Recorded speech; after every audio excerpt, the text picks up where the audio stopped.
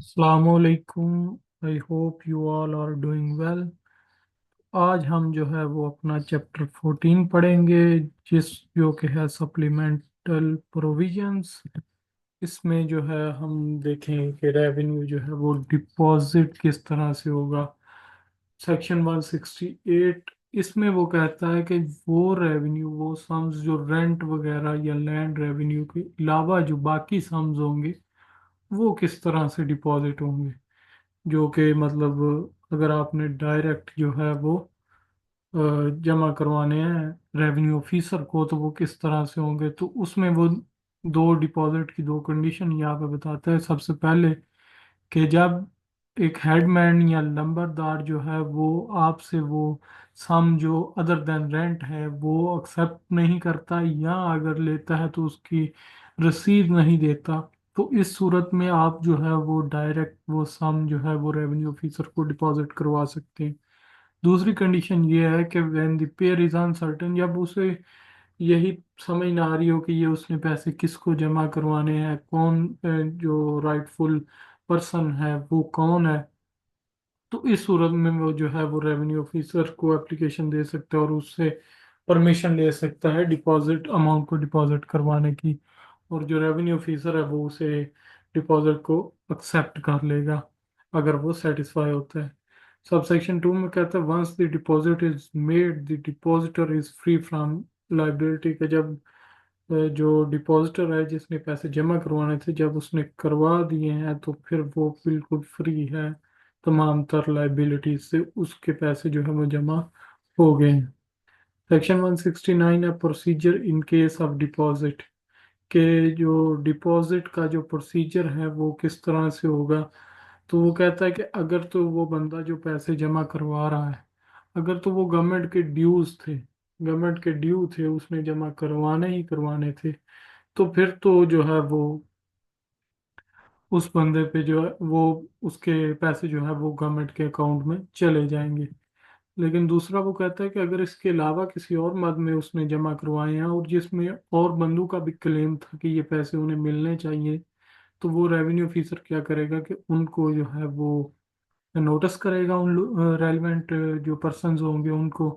और अगर मामला अदालत में पेंडिंग है तो अदालत के फैसले का इंतजार करेगा। इसके बाद वो कहता है,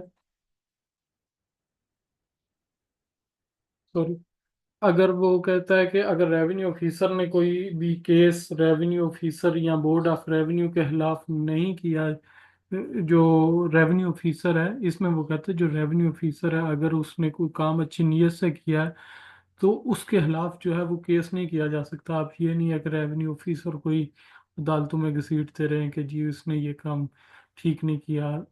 हर वो भी एक इंसान है तो उससे गलती हो सकती है। तो वो कहता है कि अगर उसने गुड फेथ में किया तो उसके खिलाफ जो है वो जो है वो कोर्ट में केस नहीं किया जा सकता। नेक्स्ट है जी order of civil and criminal courts. इसमें हम पढ़ेंगे कि एग्जीक्यूशन जो है वो किस तरह से होगी। सिविल और क्रिमिनल कोर्ट्स के जो ऑर्डर्स होंगे उनको एग्जीक्यूट किस तरह से करवाया जाएगा, जो लैंड से रिलेटेड होंगे स्पेशली। तो यहाँ पे वो कहता है कि shall be address to collector और revenue officer appointed by the revenue by the collector, के जो सिविल कोर्ट का या क्रिमिनल कोर्ट का, कि सिविल कोर्ट में भी आपको पता है कि प्रॉपर्टीज अटैच कर ली जाती हैं, जब्त कर ली जाती हैं। तो उनसे रिलेटेड अगर सिविल कोर्ट ने कोई फैसला दिया, क्रिमिनल कोर्ट्स में भी प्रॉपर्टी को जब कोई जो इश्तिहारी हो जाता है, एब्सकॉन्ड कर जाता है, तब भी उसकी प्रॉपर्टी को अटैच किया जाता है। तो अगर वहाँ से ऑर्डर आ गया है तो वो उसको एग्जीक्यूट किस तरह किया जाएगा। तो वो कहते हैं कि जी जो कलेक्टर है वो उसको एग्जीक्यूट करेगा, उसको ड्रेस किया जाएगा, या जो रेवेन्यू ऑफिसर जिसको कलेक्टर ने अपॉइंट किया है उसके थ्रू जो है वो इसे एग्जीक्यूट करवाया जाएगा। और ये जो एग्जीक्यूशन होगी ये उसी लॉ के तहत होगी जिस लॉ के अकॉर्डिंगली जो है ये ऑर्डर इशू किया गया है। नेक्स्ट है section 171 preservation of attached produce, कि जहां भी किसी फसल को अटैच कर लिया जाएगा तो वो जिस बंदे की वो फसल होगी, उसे उस फसल को काटने का, इकट्ठा करने को, जहीरा करने से नहीं रोका जा सकता। अब ये तो नहीं हो सकता कि उसकी प्रॉपर्टी अटैच हो गई है, फसल उसकी खड़ी है तो वो बर्बाद हो जाए, तो ऐसा नहीं हो सकता। दूसरा वो कहता है कि अगर किसी शख्स ने फसल अटैच अगर किसी शख्स की को फसल अटैच हो गई है लेकिन वो उसे काट नहीं रहा, अब वो बस जिद हो गया कि उसने नहीं काटनी, तो वहां पे क्या होगा, जो रेवेन्यू ऑफिसर होगा वो जो है वो अटैच्ड जमीन पे जितना भी काम उस फसल को काटने का, इकट्ठा करने का है, वो रेवेन्यू ऑफिसर करेगा। When sale of produce is done, कि जब उस प्रोड्यूस की जो सेल है वो हो जाएगी, purchaser shall be entitled to enter upon the place and do all the necessary for the purpose of removing and preserving it. कि जब जो है वो प्रोड्यूस हुई, उसको आपने सेल कर दिया, जो आपने उससे अपना रेवेन्यू वगैरह कलेक्ट करना था वो कर लिया, तो अब जो परचेजर है वो इंटाइटल है कि वो उस प्लेस पे एंटर हो और तमाम नेसेसरी जो काम है वो कर सकता है। नेक्स्ट है जी, exclusion of civil code jurisdiction.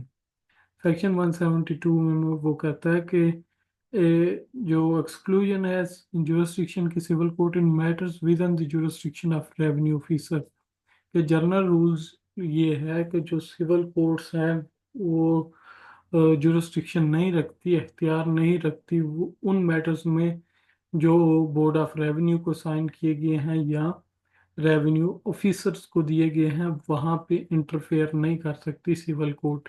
ये एक जर्नल रूल है, लेकिन आगे इन्होंने कुछ उसमें एक्सेप्शंस भी दी हैं, लेकिन वो बहुत ज़्यादा डिटेल में है और जो है वो ज़रा जो है वो लॉग पॉइंट ऑफ व्यू से है, तो वो आपके लिए ज़रूरी नहीं है, तो उनको मैंने स्किप कर दिया। सेक्शन 173 है power of the board of revenue, कि बोर्ड ऑफ रेवेन्यू नोटिफिकेशन के जरिए किसी भी ऑफिसर को पावर जो है वो डेलीगेट कर सकता है, मतलब किसी सुपीरियर ऑफिसर के पास है तो वो डेलीगेट करके किसी इंफीरियर ऑफिसर को भी दे सकती है, और वो किन चीज़ों के रिलेटेड हो सकती हैं वो पावर्स, वो रिकॉर्ड ऑफ राइट्स के बनाने के मतलब जो है वो हो सकती हैं। दूसरा जो जनरल रीअसेसमेंट करनी होती है, उस हवाले से जो है उन्हें पावर डेलीगेट कर दी जाती हैं with power of civil courts, और वो एज ए सिविल कोर्ट जो है वो एक्ट करते हैं। बोर्ड ऑफ रेवेन्यू जो ये इख्तियारात दे सकता है, वो ये इख्तियारात वापस भी ले सकता है। और वो कहता है कि जब ये नोटिफिकेशन के ज़रिए ये रेवेन्यू ऑफिसर को ये इख्तियारात दिए जाएंगे, तो वो इन इख्तियारात को इस्तेमाल कर सकता है। तो ऑब्वियस सी बात है कि जब ये नोटिफिकेशन ख़त्म हो जाएगा, तो जो केसेस पेंडिंग हैं वो तो सुन सकता है, लेकिन जो है वो नए केसेस नहीं सुन सकता, और अगर बोर्ड ऑफ रेवेन्यू चाहे तो इन केसेस को मुतल्लिका अदालत में भी ट्रांसफ़र कर सकता है। सेक्शन 174 है control over such officers and appeal from and revision of their decree and order, कि जो प्रोविजन रेवेन्यू ऑफिसर्स पर लागू होती हैं वो इन ऑफिसर्स पर लागू होंगी जिनको सिविल कोर्ट की पावर्स दी गई हैं, और इनके फैसलों के खिलाफ अपील और रिवीजन भी हो सकती है। क्योंकि हमने कहा कि उन ऑफिसर्स को जो है वो सिविल कोर्ट की पावर दी जाएगी, तो जब उन्हें सिविल कोर्ट की पावर दी जाएगी तो उनके फैसलों के खिलाफ अपील भी हो सकती है और रिवीजन भी हो सकती है। तो ये था जी आज का आपका लेक्चर। इंशाल्लाह अगले लेक्चर में आपसे मुलाकात होगी। अल्लाह हाफिज़।